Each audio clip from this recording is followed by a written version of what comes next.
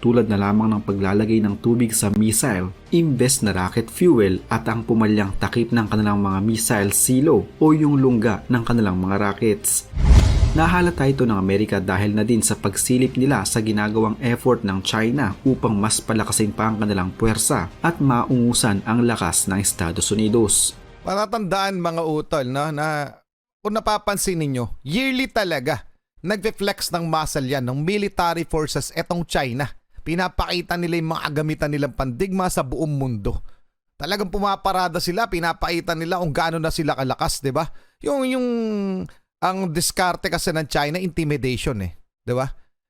Makipagtalunin ang kalaban nang hindi nakikipagdigmaan. Ganon yung isa sa mga art of war yan ni Sun Tzu kung nabasa ninyo. Anyway, mga utol, mamaya i-check natin yung legitimacy nito. As usual, syempre, kung talagang pumalpak nga ba ang missile ng China, pero hindi lang po isang beses ito nangyari. Mga karunungan, kaalaman, teorya, kasaysayan, hiwaga at mga bagong tuklas.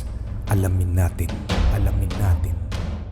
Palagay ko ay hindi lamang mga kapwa ko Pinoy ang matutuwa sa ating featured video ngayon, mga utol, dahil title pa lang, panoorin, missile ng China pumalpak. Imbis kasi na rocket fuel, tubig ang ikinarga.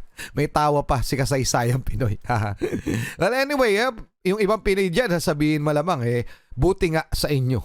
Syempre alam naman natin, napabalita na low quality yung mga weaponry nila. So, pero wag rin tayo pakasiguro mga utol. Babudget din niya sa research and development ng China para mapalakas ang kanilang mga kagamitang pandigma. Anyway, alamin na natin ito mula kay Kasaysayang Pinoy. Paki-subscribe nga. Paki-subscribe siya. Paki-like na rin yung video mga utol. Importante yung pag-like nyo ng video. Game na. Yun at suhestyon bilang malayang mamamayan ng Pilipinas. Maraming salamat po. Taon-taon ay laging pinaghahanda ng China ang kanilang pagpapasikat pagdating sa kanilang mga kagamitang pangdigma. Tama. Ngayong taon, sa kalagitnaan ng isang malawak na lupain sa isang lugar sa China, dinaluhan mismo ni Xi Jinping ang isang missile testing at drill upang personal na masaksihan ang kanilang mga bagong armas. Sa kanyang hudyat ay nilaunch nila ang isang missile subalit walang nangyari. Hindi kasi nagbukas ang pintuan kung saan sana lalabas ang naturang missile. Hindi ito ikinatuwa ni Xi Jinping at tila napahiya sa maraming tao. Dahil dito ay muli na naman siyang nag-utos na magpalipad muli ng ibang missile subalit muli na naman itong pumalya.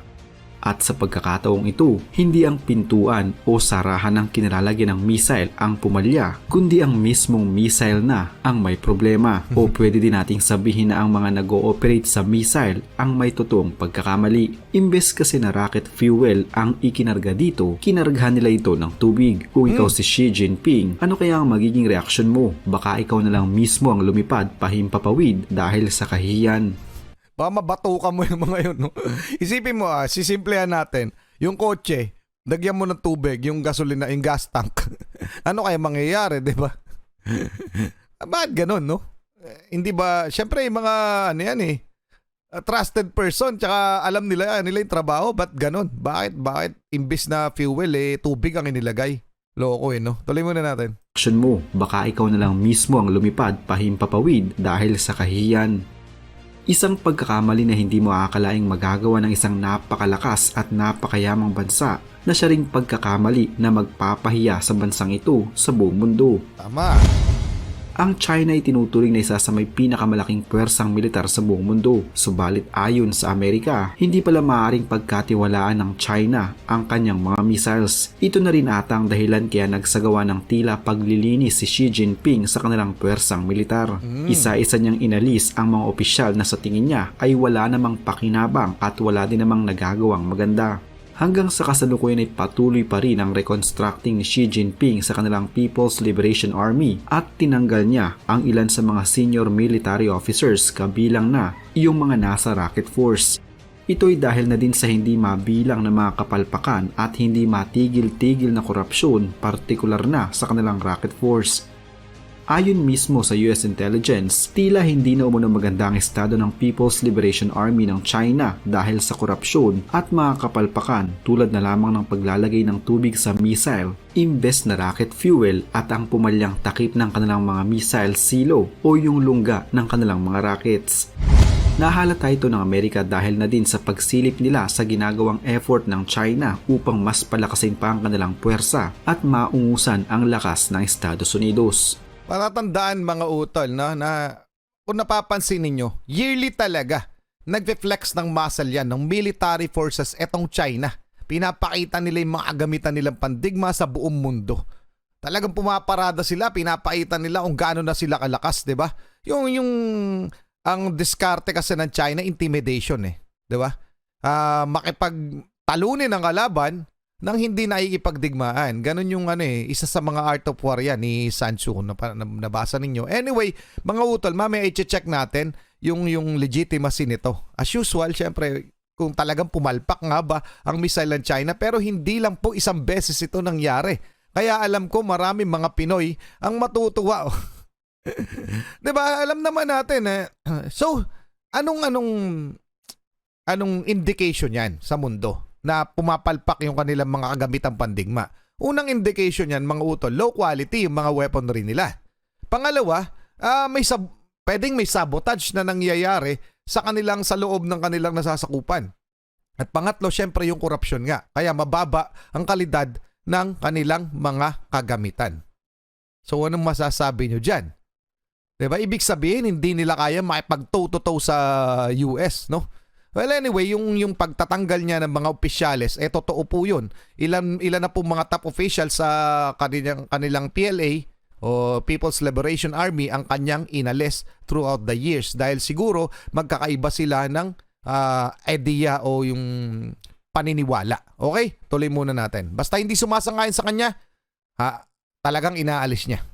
Ang kamakailan lamang na pagpapalis ng ilang mga senior military officers ng Rocket Force ng China at ilan pang mga nanunungkulan sa legislative body nila ay nagpapakita lamang na hindi pa din tapos si Jinping sa pagsasaayos ng kanilang People's Liberation Army. Sa paglilinis na ito ni Jinping ay may malaking epekto sa Rocket Force, isang mahalagang sangay ng PLA na responsable sa mga tactical at nuclear missiles ng bansa. Hindi nagbigay ng anumang pahayag o dahilan kung bakit tinanggal ni Jinping ang mga opisyal na ito na normal lamang ito sa administrasyon ni Jinping. Bigla na lamang siyang nag-aalis ng mga nasa pwesto ng walang dahilan. Pero sa pagkakataong ito, tila halata naman kung ano ang mga naging dahilan ng pagsibak niya sa mga taong ito. Bago pa man mangyari ang mga ito, noong Oktubre ng nakaraang taon ay natanggal din sa kanyang pwesto si Li Shangfu, ang Noi Defense Minister ng China, at pinalitan siya ni Dong Jun.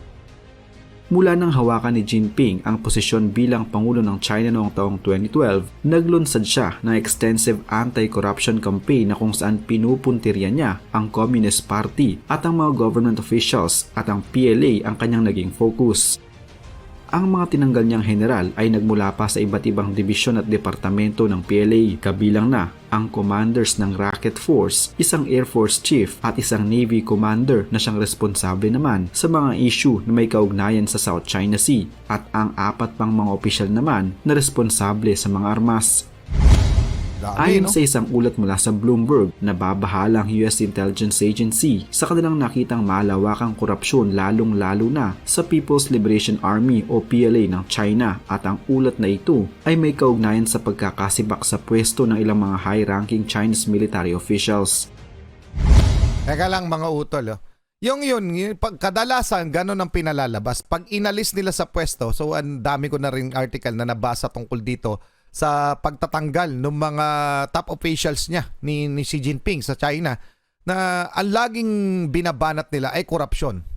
Pero yung iba talaga sa mga testimonial nila, ang sinasabi dahil magkaiba ng ideolohiya. Okay, magkaiba ng ideya, magkaiba ng paniniwala. Dahil yung iba ay ayaw di umano ayon to sa mga nabasa ko, iba yung paniniwala nila sa paniniwala na Xi Jinping, no? So pag kumokontra na sa pamumuno ni Xi Jinping ay inaalis niya. Tapos ang pinalalabas ay korupsyon ang naging kaso kung bakit inalis sa pwesto. Mga utol, ngayon ay dumako tayo dito sa report ng Bloomberg. Okay, tungkol doon sa failed missiles nila para sa legitimacy ng ating featured video. Ito yung mula sa Bloomberg, pinagkakatiwala ang news agency. Politics, US and China. US intelligence shows flawed China missiles led Xi to purge army. Pinapurge yung army niya, no? China missiles filled with water. Filled. China missiles filled with water, not fuel. US intelligence. Galing sa US intelligence. Xi seeking to root out corruption, prepare military for combat. Okay? Basahin natin ng konti. US intelligence indicates that President Xi Jinping's sweeping military purge came after an emerged that widespread corruption undermined his effort to modernize the armed forces and raise the question about China's ability to fight a war, according to people familiar with the assessment. So hindi natin mabasa ng buo, pero ang pinalalabas natin dito, totoo talaga na nagkamali na parang may korupsyon na di umano sa loob ng kanilang military. So yun yung dahilan kung bakit nagkakandaleche-leche yung kanilang mga agamitan at parang lumalabas na hindi sila ready makipagdigmaan, partikular sa United States. Okay? Anong masasabi nyo dyan mga utol? Pa-comment na lang. Tuloy na natin to. Ang korupsyon umano ay pinakamalala sa racket force ng PLA na nakitaan ng napakaraming mga investment sa mga nakalipas na taon. Ang revelasyon na ito ay nagtulak sa mga US officials na maniwala na si Xi Jinping ay hindi gaanong makikialam sa mga major military actions sa hinaharap. Ang korupsyon sa rocket force at defense industrial base ng China ang nakikitang dahilan kaya hindi gaanong lumalakas ang kapasidad ng PLA sa pangkalahatan. Sa mga nakalipas kasing taon ay mas pinagtutuon ng pansin at pinondohan ng gobyerno ni Jinping ang pagpapamodernisa ng kanilang puwersa upang makamit nila ang kanilang hinahangad na pang world class na military bago sumapit ang taong 2050. Mas lumaki din ang defense budget ng China kaysa sa ekonomiya nito sa nakalipas na mga taon. Subalit ang lahat ng ito ay walang magiging saysay kung ang humahawak at namumuno ay napupunta lamang sa kanilang mga bulsa, ang pondo na dapat sana'y gagamitin sa pagpapalakas ng kanilang puwersang militar. Sa kabila ng mga kapalpakan at anomalyang nagaganap na ito, nananatiling matatag si Xi Jinping at matapang sa kanyang posisyon. Ang pagsibak niya sa ilang mga military officials ay nagpapatunay lamang na seryoso siya sa kanyang nais at yun ay ang tapusin na ang malawakang korupsyon sa PLA at gawin pang world class ang kanilang militar. Dagdag kaalaman, alam niyo ba kung bakit naging napakalakas ng China? Noong taong 1978, ang kontribusyon ng bansang China sa global GDP ay nasa 2% lamang, pero sa kasalukuyan ay tumaas ito ng 18%. Ang kanilang poverty rate ay nasa 1% na lamang. Sa ngayon ay second largest economy ang China sa buong mundo at kahit saan mo titignan, ay masasabi nating makapangyarihang bansa ng China sa kasalukuyan. Pero paano nga ba ito naging posible? Teka lang mga utol, ibang topic na to eh. So, dito lang muna tayo, no? So, i-feature natin to. Kung paano nga ba nag-come up, umakyat from mahirap na bansa hanggang maging isa sa pinakamakapangyarihang bansa sa buong mundo, ang China. So, ibahin natin yung topic, pero susunod na topic natin yan, gawin natin. Anyway, dito sa totoo naman korupsyon ang magpapabagsak sa isang nagpapabagsak sa kahit anong bansa. Korupsyon. And palagay ko, isa rin sa magpapahina ng bansang ito, China, yung pagtatalo-talo nila sa loob ng kanilang gobyerno mismo. Yun siguro yung dahilan kung bakit nakafocus ito si Xi Jinping na ayusin o repasuhin ang kanyang mga alagad. Anyway, mga utol, nagpapakita lamang ito na talagang hindi pa nila kaya na ituloy yung kanilang kung ano man plano meron sila. Alam naman natin plano natin nila global dominance no? Maging pinakamakapangyarihan sa buong mundo. Yun yung, wala naman ako ibang nakikitang logical explanation sa kanilang ginagawa. Kung bakit tayo sinisiil nila, bakit gusto nilang kuhain ng buong South China, siyempre napakadami nilang makukuhang enerhiya dyan. Anyway, mga utol, anong masasabi nyo sa ating featured video? Pa-comment na lang. Hanggang doon lang muna. Maraming salamat sa iyo, Kasaysayang Pinoy. Maraming salamat sa inyo, mga utol. Muli ako sa Target Achilles in behalf of the Real South Pride Production. Ako ay nagpapasalamat sa walang sawa niyong pagsuporta. Kayo mag-iingat. Keep safe. God bless. Saludo po ako sa inyo lahat. Maraming salamat po.